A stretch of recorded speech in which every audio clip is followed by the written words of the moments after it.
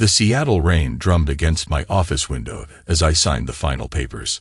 Harlan and Associates Property Management was expanding again, and my latest acquisition, a 52-unit apartment complex in Bellevue, would push my portfolio past the $200 million mark. Not bad for a kid from Tacoma who'd started with fixing plumbing in college dorms. I was Nathan Doyle, 47 years old, and I'd built my empire one property at a time.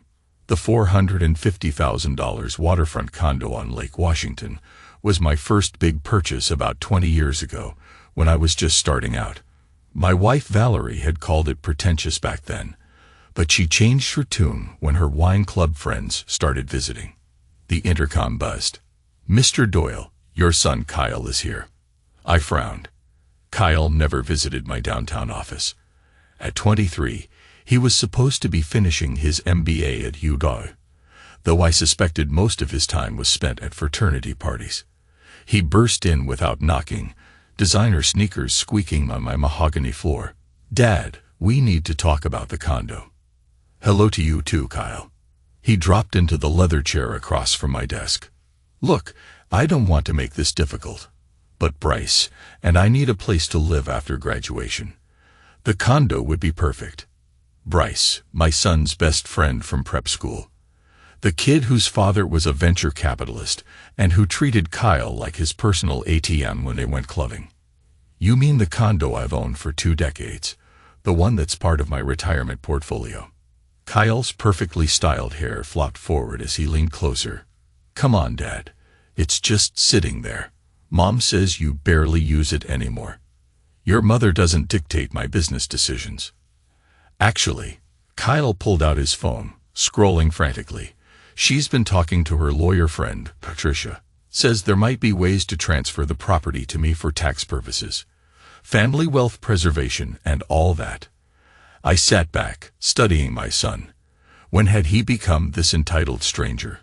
I remembered pushing him on swings at the park, teaching him to ride a bike. Now he wanted to lecture me about tax law while undermining my authority. "The answer is no, Kyle. You want a place after graduation. Get a job. Earn it like I did."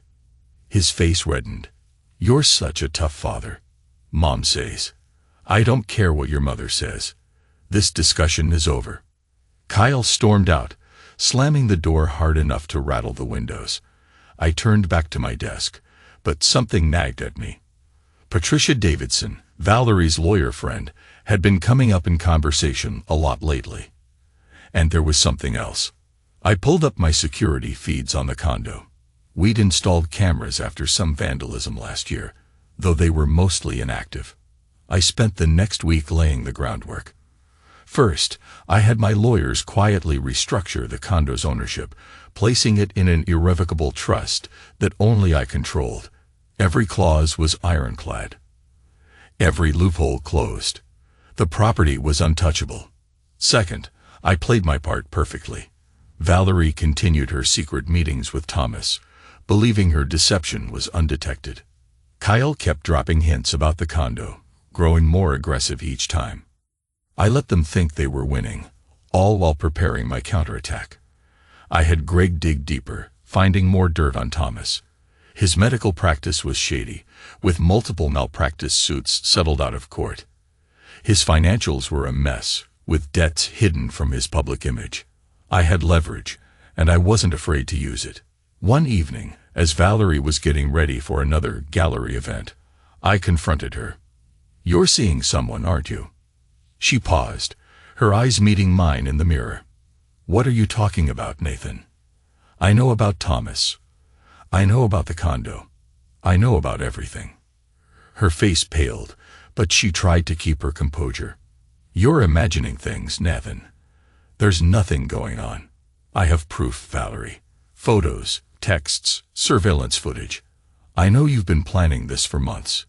Using Kyle, using the condo, using me." She turned to face me, her eyes filled with a mix of fear and defiance. "You can't prove anything, Nathan. It's your word against mine." "I don't need to prove anything. I already have. The condo is in a trust now. You can't touch it. And as for Thomas, I have enough dirt on him to ruin his career. He won't be a problem anymore." She scoffed, trying to hide her panic. "You're bluffing. You wouldn't do that to me." "I wouldn't. You've been planning to leave me, to take half of what I've built, and you think I wouldn't fight back. You underestimated me, Valerie. You both did." She stormed out, slamming the door behind her. I knew she'd go straight to Thomas, and I was ready for that too. I had Greg tailing him, ready to document every move. This was my game now, and I was playing to win. The next day, I called Kyle into my office. He sauntered in, thinking he had the upper hand. "Dad, I've been thinking." "I know what you've been thinking, Kyle. And it stops now. The condo is off the table. You want a place to live. Get a job, like I told you before." He sneered. "You can't do this, Dad. Mom says. I don't care what your mother says. This is my decision, and it's final. You want to be an adult. Start acting like one. Earn your keep like I did." He stormed out, just like his mother. But I knew I had them both on the ropes. It was only a matter of time before they realized they'd lost, and I was ready to enjoy the victory. "I did say that," I replied, my voice steady and calm. "But before we discuss that, there's something else we need to address." Kyle's smile faltered slightly, but he tried to hide it. "What do you mean, Dad?" "I mean, there's been some unusual activity lately. Things that don't add up. Like your mother's frequent visits to the condo, or the way you and Bryce have been whispering in corners, planning something behind my back." Valerie, who had just re-entered the room, froze mid-step. Her eyes widened in realization, but she tried to play it off. "Nathan, what are you talking about?" "We were just—" "I know what you were just doing, Valerie. And I know about Thomas. I know about the condo. I know about everything." The room was silent, the weight of my words hanging heavy in the air. Kyle's face turned red, a mix of anger and embarrassment. Bryce, standing behind him, looked like he wanted to disappear. "Dad, you're being ridiculous," Kyle stammered. "There's no—" "I have proof, Kyle. Photos, texts, surveillance footage. I know you've been planning this for months. Using the condo, using me, using your mother's affair to get what you want." Valerie's face paled, but she tried to keep her composure. "Nathan, you're overreacting. There's no need to air our dirty laundry in front of everyone. I'm not overreacting, Valerie. And this isn't just about us. This is about trust, about honesty, about the people we've become. You both thought you could scheme behind my back, use me for your own gain. But you were wrong." I turned to the guests, who were watching the scene unfold with a mix of shock and fascination. "I'm sorry for the disruption, everyone. But sometimes, the truth needs to be told, no matter how uncomfortable it is." I turned back to Valerie and Kyle, my voice firm and unyielding. "The condo is off the table. Permanently. And as for you, Valerie, I think it's time we take a break from each other. You can stay at the condo, since you seem to like it so much. And Kyle, you can find your own place. I suggest you start looking for a job too. It's time you both start taking responsibility for your actions." With that, I walked out of the room, leaving behind a stunned silence. I knew I had made the right decision. It was time to take control of my life, to stand up for myself, and to show them that I wouldn't be played for a fool any longer. The room erupted into chaos. Guests screamed and scrambled out of the way as Bryce lunged at me again, his eyes wild with rage. I ducked just in time, the bottle missing my head by inches and shattering against the wall behind me. I could feel the warm blood trickling down my face, but the adrenaline kept me focused. Kyle, for a moment, looked horrified by Bryce's actions, but then his expression hardened. "You deserve it, Dad. You've been a monster to us." I steadied myself, my vision blurring slightly from the blow. "A monster. For standing up for myself. For exposing your mother's affair and your betrayal." Bryce charged again, but this time, I was ready. I sidestepped his attack and grabbed his arm, twisting it behind his back. He yelped in pain, dropping the broken neck of the champagne bottle. I pushed him away, and he stumbled, falling to the floor. "Enough," I growled, turning to Kyle. "This ends now. You and your mother have made your choices, and now you have to live with the consequences." Valerie, who had been standing frozen in shock, finally found her voice. "Nathan, please, let's talk about this. We can work something out." I looked at her, my expression cold. "There's nothing to talk about, Valerie. You've made your bed, and now you have to lie in it, just like Kyle and Bryce." I turned to the guests, who were watching the scene with a mix of horror and fascination. "I'm sorry for the disruption, everyone, but sometimes the truth needs to be told, no matter how uncomfortable it is." I walked out of the room, leaving behind a stunned silence. As I made my way to the exit, I could hear the murmurs of the guests, the whispers of shock and disbelief. But I didn't care. I had done what I needed to do. I had exposed the truth, and now I could move forward. As I stepped out into the cool night air, I took a deep breath, the pain in my head a stark reminder of the night's events. But I knew I had made the right decision. It was time to take control of my life, to stand up for myself, and to show them that I wouldn't be played for a fool any longer. I pulled out my phone and dialed Greg. "It's done. I need you to handle the rest. Make sure they can't touch me or my property. And find out where Thomas Prescott is. I have a few words for him too." I let her rant, her words echoing through the ballroom. The guests watched in stunned silence, the drama unfolding before them like a twisted play. I could see the satisfaction in their eyes, the schadenfreude of witnessing someone else's misery. "You've been manipulating us, Nathan," Valerie screamed, her voice shrill and desperate. "You think you can just throw us away like we're nothing." I waited for her to finish, my expression calm and composed. When she finally ran out of steam, I spoke, my voice steady and firm. "I never manipulated you, Valerie. I gave you everything. A comfortable life, a beautiful home, a son who adores you. And this is how you repay me. By betraying me, by plotting behind my back, by using our son to steal from me." She scoffed, her eyes wild with anger. "You're delusional, Nathan. You think you own us. You think you can control our lives." "I never tried to control your lives, Valerie. I only asked for loyalty, for honesty, for respect. But you threw that all away. You chose to deceive me, to conspire against me, to destroy our family." I turned to Kyle, who was standing silently beside his mother, his face pale and drawn. "And you, Kyle. You were supposed to be my son, my heir. But you chose to side with her, to betray me, to steal from me. You're no better than a common thief." Kyle's eyes flashed with anger, but he said nothing. He knew he was cornered, that there was no way out of this mess. I turned back to Valerie, my voice cold and unyielding.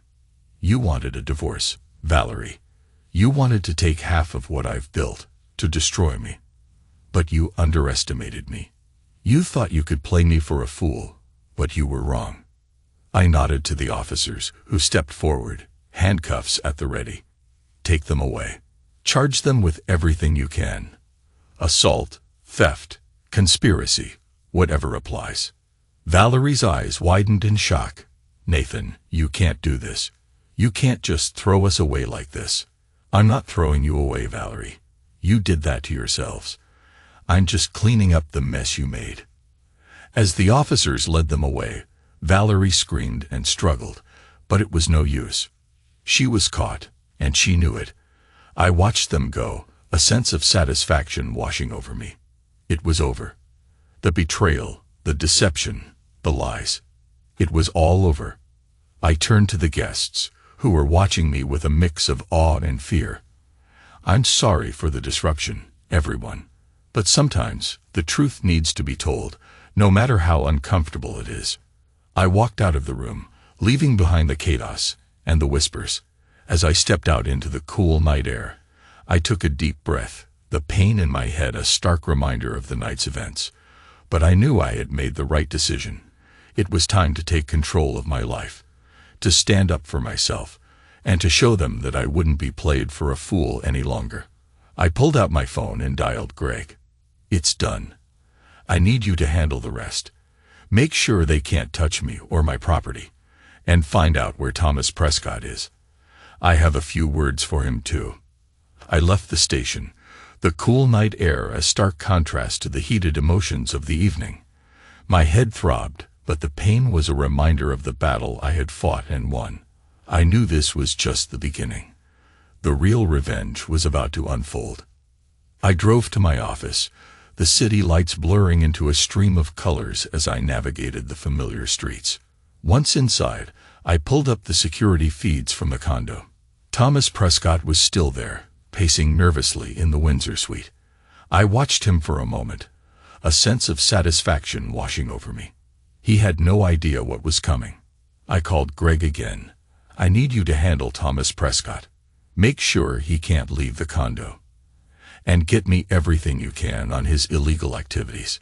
Medical records, financial transactions, anything that can incriminate him." "On it, boss. But you should know, Valerie's been trying to reach you. She's desperate, leaving messages, begging for a chance to talk. I don't want to hear from her. Block her calls. Block her emails. She's dead to me." I hung up and turned my attention back to the security feed. Thomas was on the phone, his voice muffled but his frustration clear. He was trying to call Valerie, but she wasn't answering. I smiled, knowing that she was probably in a cell, realizing the full extent of her mistakes. I spent the rest of the night in my office, going over the details of my plan. I had to make sure everything was in place, that there were no loopholes, no weaknesses. I had to be ruthless, unforgiving. This was war, and I was determined to win. As the first light of dawn broke over the city, I finally allowed myself a moment of rest. I leaned back in my chair, closing my eyes, but sleep eluded me. My mind was racing, replaying the events of the night, the betrayal, the confrontation, the victory. I knew I had made the right decision. It was time to take control of my life, to stand up for myself, and to show them that I wouldn't be played for a fool any longer. I stood up, my resolve strengthening with each passing moment. I was Nathan Doyle, and I would not be defeated. I would fight. I would win, and I would make sure that justice was served. I walked out of my office, ready to face whatever came next. The battle was far from over, but I was prepared. I was ready, and I would not back down. Thomas looked up, his eyes filled with a mix of fear and resignation. Kyle was just a pawn. Valerie manipulated him, played on his sense of entitlement. She knew he wanted the condo, and she used that to her advantage. She told him it was his birthright, that you were being unfair by keeping it from him. I nodded, my expression cold. And Bryce? What was his role in all this? Thomas sighed, running a hand through his disheveled hair. Bryce was just a friend, someone Kyle trusted. Valerie used him to keep an eye on Kyle, to make sure he stayed on track with the plan. She knew Bryce would do anything for Kyle, and she exploited that. I leaned back in my chair, considering his words. "And what about you? What did you get out of all this?" Thomas met my gaze, his eyes filled with a mix of shame and defiance. I loved her, or at least I thought I did. She was charming, seductive, and she promised me a life I couldn't resist. A life of luxury, of wealth, of power. I was a fool, blinded by her promises and my own desires. I smiled coldly. "And now? What do you think of her now?" Thomas looked down at his hands, his voice barely a whisper. "I see her for what she is. A manipulator, a liar, a woman who will stop at nothing to get what she wants. I was a pawn in her game, just like Kyle and Bryce." I stood up, my chair scraping loudly against the floor. "You're right, Thomas. You were all pawns in her game. And now, it's time for you to pay the price." I walked over to the door and opened it, gesturing for him to leave.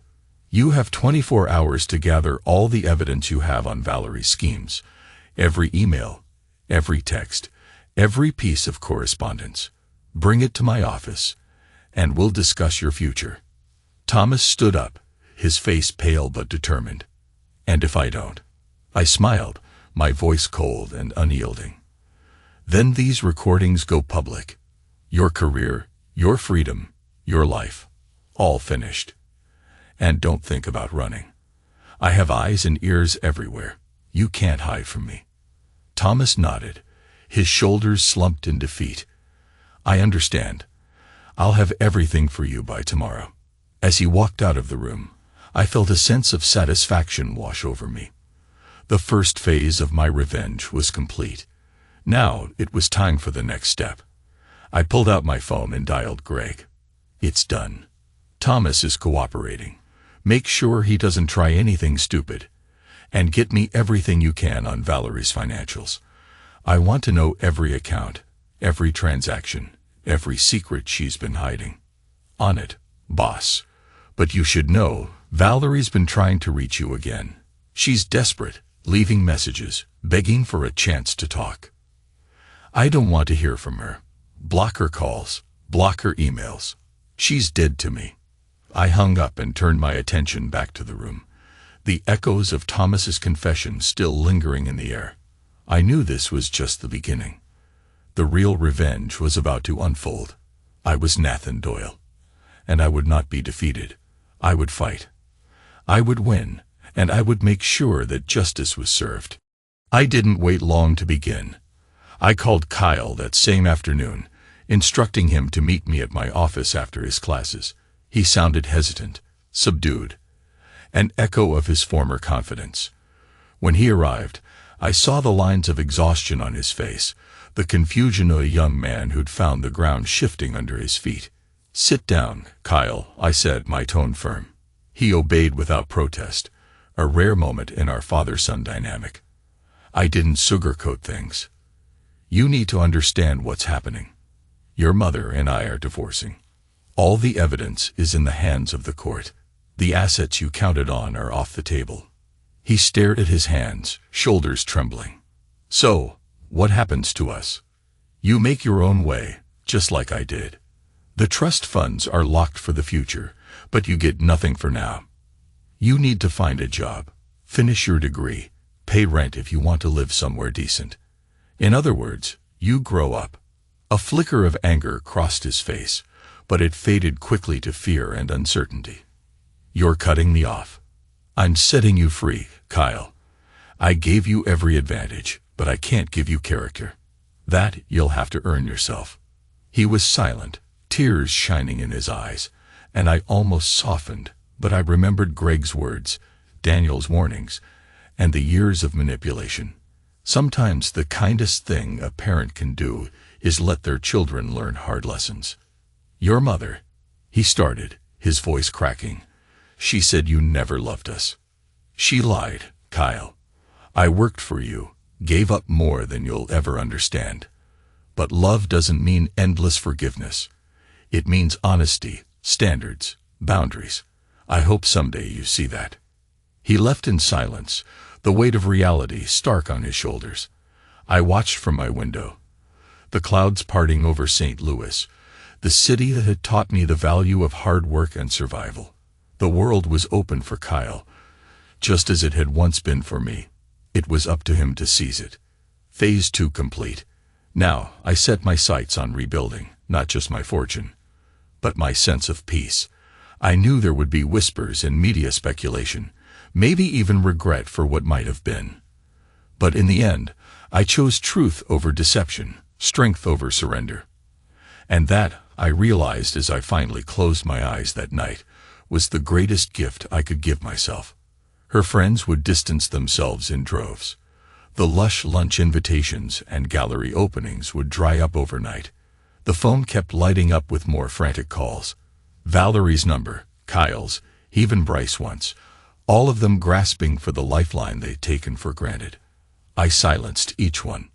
The only replies that mattered now came from lawyers and business partners, and every response from my team signaled that the tide was firmly turning in my favor.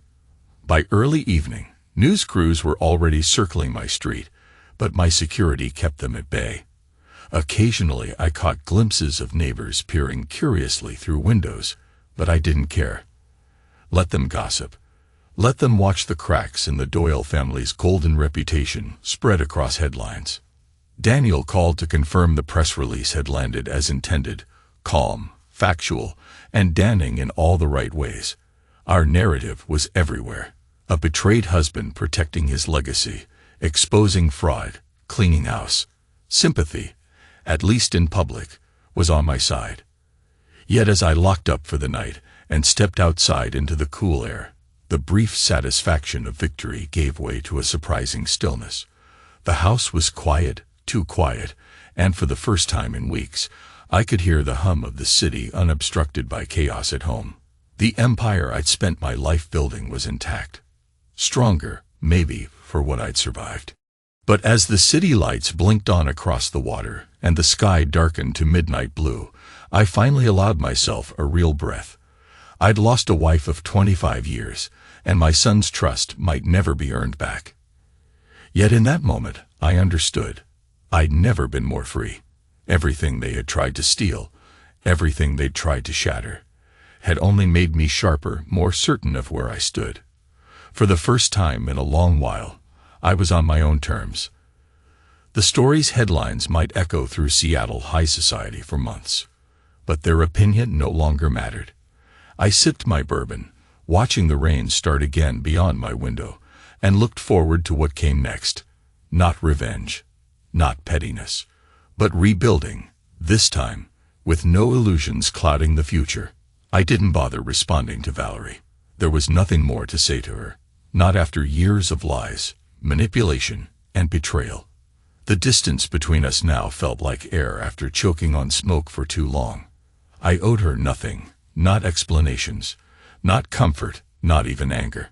Instead, I closed my laptop and stepped out onto the condo's balcony, letting the cool air mingle with the scent of rain. From here, the twinkling city lights seemed almost peaceful, a stark contrast to the storm that had consumed my personal life. Behind me, laughter and conversation still echoed through the rooms. Business partners, investors, and friends toasted to my resilience, or perhaps simply their own luck at not being caught in a similar trap. In the distance, I could almost see my reflection in the glass. Older, yes, with a visible scar now, but sharper too. I'd survived deceit and assault, the public unraveling of a marriage, the loss of illusions I'd carried since I was a poor kid in St. Louis. I had fought back in the only way I knew, with precision, with purpose, and with an unyielding refusal to be anyone's victim. The world would keep spinning. Seattle's movers and shakers would choose new scandals by next season. Kyle and Valerie would be forced to face the world they'd shaped by their own hands, devoid of the comforts they'd tried to steal from me. As for Thomas, his medical license, and his freedom, would soon be distant memories. Satisfied. I was closer than I'd been in years. But I knew that satisfaction, real satisfaction, wouldn't come from revenge alone. It would come from rebuilding. Myself, my life, maybe even the relationships that could be salvaged in time. For now, with the storm finally broken and the city washed clean by another night of rain, I allowed myself a genuine, if fleeting, sense of peace. Let them call me ruthless, cold, unforgiving. I had protected what was mine and protected myself. And as I raised my glass to the city, I silently promised myself, never again would I mistake weakness for kindness or generosity for naivety. The next chapter was mine to write, and I planned for it to be extraordinary. The years since have been remarkably clear. My name, Nathan Doyle, quietly returned to prominence in Seattle's business world. Deals closed, properties acquired, and friends new and old invited for evenings at my Lake Washington condo. People talk, as they always do, but now they speak of respect, sometimes with a hint of caution, always with acknowledgement that I am not a man to cross. Kyle rose, slowly but steadily. He passed my challenge, working his way into an entry-level position at a reputable real estate firm, not through my hand, but his own perseverance. When the 6 months ended, and he brought back my check, uncashed. He did so with a simple honesty I hadn't seen in him before. "I finally get it, Dad. I'm ready to earn it, not inherit it." I let him keep the check then, as seed money for his own path. We had dinner for the first time in over a year. There were no apologies for the past, just a quiet understanding between father and son that trust, once lost, can return, if you work for it. Valerie faded from the spotlight, living quietly on the annuity I arrange. She never called, never wrote, never tried to find her way back into the world she'd schemed to keep. Some wounds close, but they never truly heal. I wished her peace in the silence. Sometimes that's as close to forgiveness as anyone can give. Thomas Prescott remained a cautionary tale among Seattle's elite, his name a whispered warning at charity galas and medical conferences. His downfall rippled through the city, a testament to what happens when greed rules over integrity. Each season's rain that drums on the windows of my condo reminds me of everything I lost and everything I gained. I teach what I know: responsibility, honesty, and the courage to face hard truths, even when it costs you dearly. That's my legacy now, and I guard it fiercely. There is no fairy tale ending, only real life. Mine is marked by resolve, the echoes of justice, and the steady certainty that what you build, brick by brick, deed by deed, remains long after the storm has passed. This, I believe, is what true power means: the strength to endure, to teach, and to begin again, as many times as necessary. And so, life goes on. The city, the rain, the quiet clink of a glass in the dark, all reminders that some prices are worth paying, and some lessons must be learned the hard way. For me, that's enough. He'd stood in the doorway, rainwater dripping from his jacket, the once proud tilt of his chin replaced by the wary humility Nathan had hoped to see.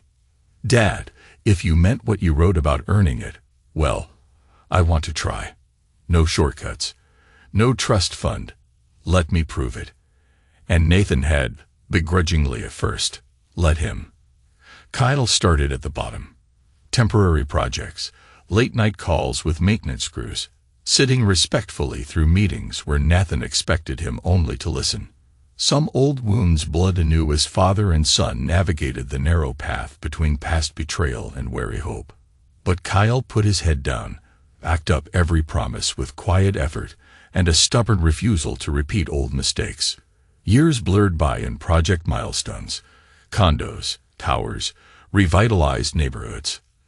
Until finally, even the most skeptical Doyle board member conceded that the ungrateful son was, at last, a builder in name and in spirit. Nathan's conditions never changed: responsibility, transparency, and the grit to stand alone when necessary. Kyle surpassed all expectations. Earning, not inheriting, each rung of authority, he brought a new energy to Doyle Properties, and even taught Nathan that the hardest kind of forgiveness is the one you grant yourself through others' second chances. The wedding invitation rested on the corner of Nathan's desk, embossed, elegant, understated. Melissa Wong was Kyle's equal, and in many ways, his anchor. Smart, hardworking, with her own family's legacy of integrity in Seattle business circles. Nathan had met her parents weeks ago. At dinner, laughter and gentle questions forging cautious ties between families who'd seen their share of misfortune and triumph. Nathan raised his coffee cup to the morning haze. The city below glittered with possibility. The pain endured a decade ago, having transformed into a wealth of wisdom, rather than bitterness. There was no peace with the past, not entirely, but a kind of acceptance. The Doyle name meant something again, not just power, but resilience and earned respect.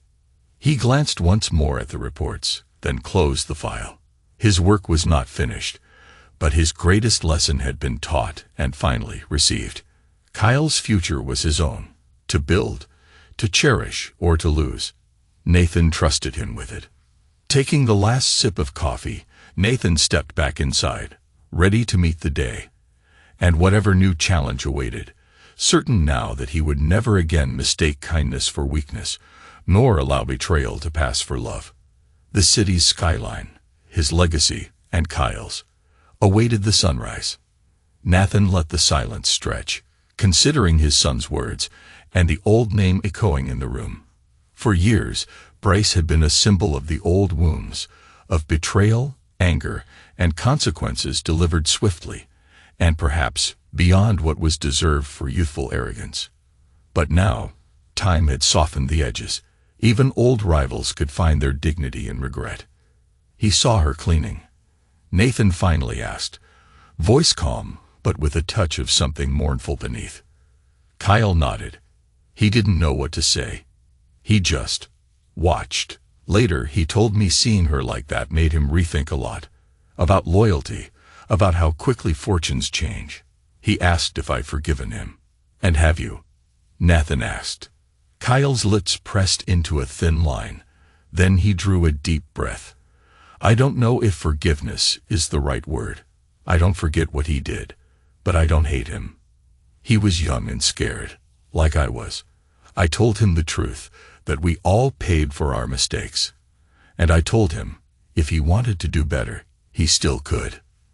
Nathan studied Kyle, pride and an odd pang of sorrow mixing in his chest. Where shame and anger had once crowded their family, now there was something grittier, real understanding, humility, maybe even the start of redemption. People change, Kyle, Nathan said quietly. Sometimes because they suffer, sometimes because someone gives them a second chance. I know, Dad, Kyle replied.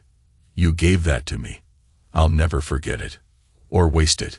There was nothing more to say, a rare moment, and a precious one. Nathan reached across the desk to shake his son's hand, only for Kyle to step forward and embrace him, solid and real, father to son, student to teacher, builder to builder. The city stretched before them through the glass, shimmering with possibility in the pale light. Legacies built in hard-won lessons, not easy inheritance, and at the center of it all, a family rebuilt. By choice, by sweat, and by the courage to hold tight to the truth, no matter what it cost. Nathan heard the distant sound of rain beginning again, and he savored it.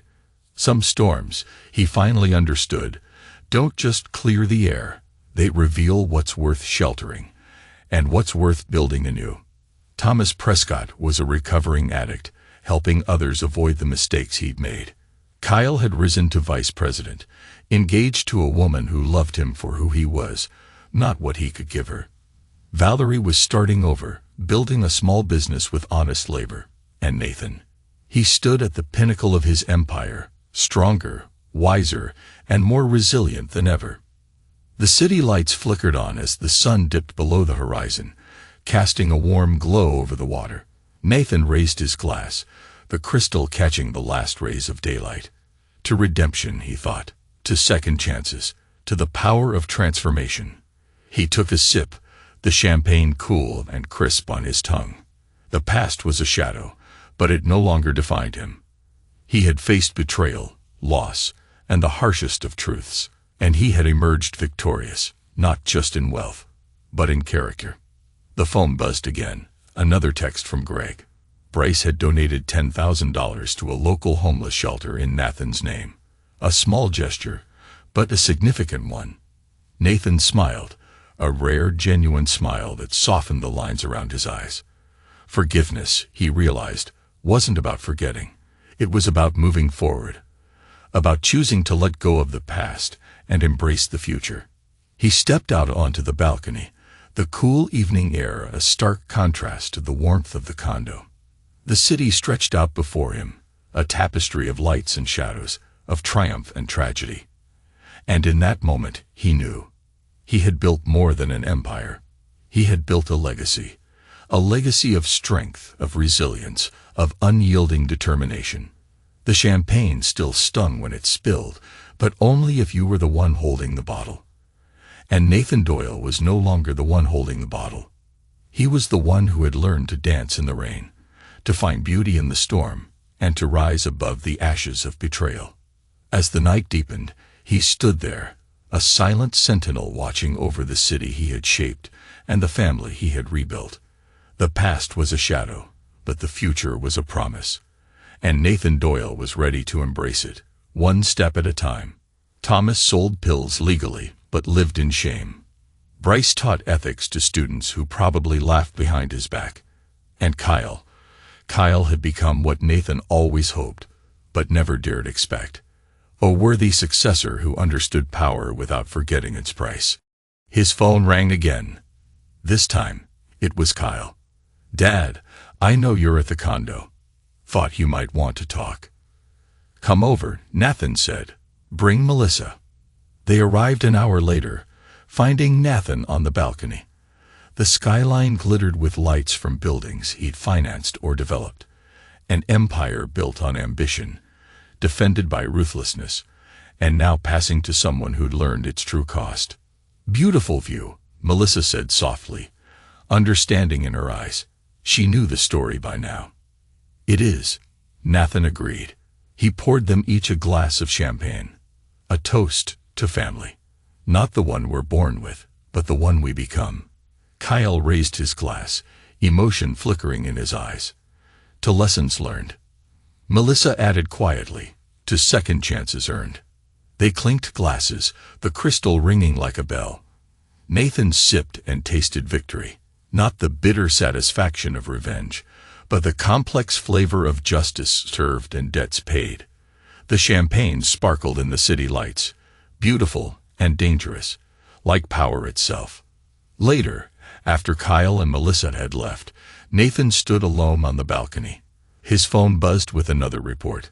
Confirmed, Valerie's cleaning business filing successful. Name, Second Chances Janitorial Services. 3 employees, including herself. First contract, Ceatic Terminal C, her current employer. He smiled into the darkness. Life went on. Wheels turned. And sometimes, just sometimes, people learned. The city lights reflected off the water like scattered diamonds. In the distance, a cargo ship's horn sounded. The same sound that had punctuated that night 10 years ago when his old life ended. Nathan Doyle, real estate emperor, father, and dealer of justice, finished his champagne and went inside. Tomorrow would bring new battles, new victories, new lessons to be taught. The game never ended. You just learned to play it better. And as for forgiveness, he'd learned something Thomas was right about. The harshest mercy sometimes came in the form of enforced humility, not forgiveness. His enemies hadn't been destroyed. They had been remade. And sometimes, that was the greatest revenge of all.